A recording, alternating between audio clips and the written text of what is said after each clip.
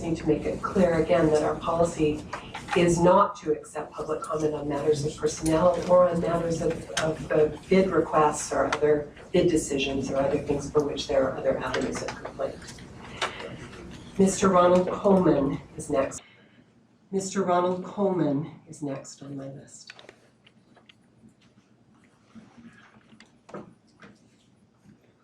Good evening to all of you.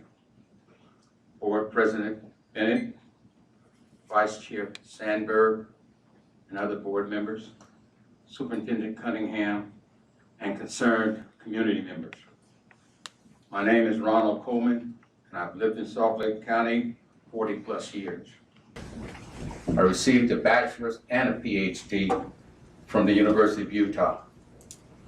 I was a faculty member in the University of Utah's Department of History and Ethnic Studies program 42 years. 10 of those years I served as Associate Vice President for Diversity and Faculty Development. I retired from the university at the end of the 2015 academic year. I am here this evening to speak on behalf of Dr. Kathleen Christie, a person I've known since 1973. I regard her as a dear friend, and I am delighted to have served as a mentor during her college years and professional career. Dr. Christie is an experienced educator and has served in several positions over the years. This includes working as a classroom teacher in Salt Lake City and Los Angeles. She worked as an equity specialist for the Utah State Office of Education.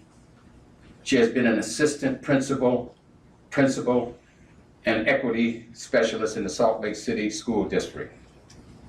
More recently, Dr. Christie was an assistant superintendent for the Salt Lake City School District. Her primary duties included school leadership and equity. Dr. Christie has nearly 30 years of service with the Salt Lake City School District. During her professional career, Dr. Christie never received a professional reprimand of any type from her administrative superiors, including former Superintendent Dr. Mikhail Withers.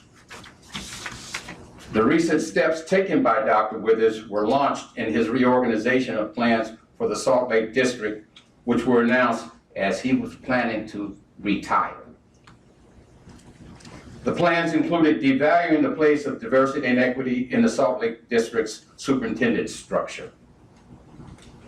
Upon the reorganization plans of Dr. Withers and the retirement of Dr. Patrick Garcia, Dr. Christie would have been the only person of color in the Salt Lake District's leadership.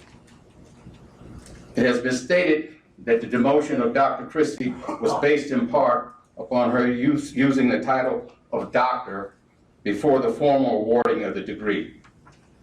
This strikes me as much to do about nothing. It is not uncommon for the term doctor to be used following the defense of a dissertation, the last step in completion of a doctoral studies along with the approval of the graduate office. Ironically, I'm told that former Superintendent Dr. Withers did the same thing. It is conceivably more accurate to say that the demotion of Dr. Christie resulted primarily from her and others questioning the de-emphasis of equity in the district office and the lack of openness in that process.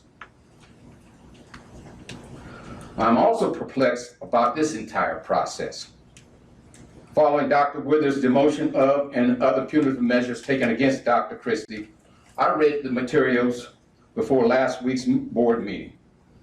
And upon being invited into the opening meeting, which by the way, followed the board's closed meeting, we witnessed the board, with one exception, sustaining the hearing officer's decision to affirm Dr. Withers' recommendation. I left that meeting with the feeling that the fix was in. I believe Dr. Kathleen Christie has been done a serious injustice, and I simply ask you to do the right thing.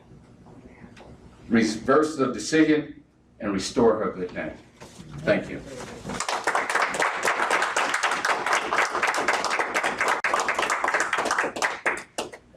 The last name on the list is Joshua Alvarez.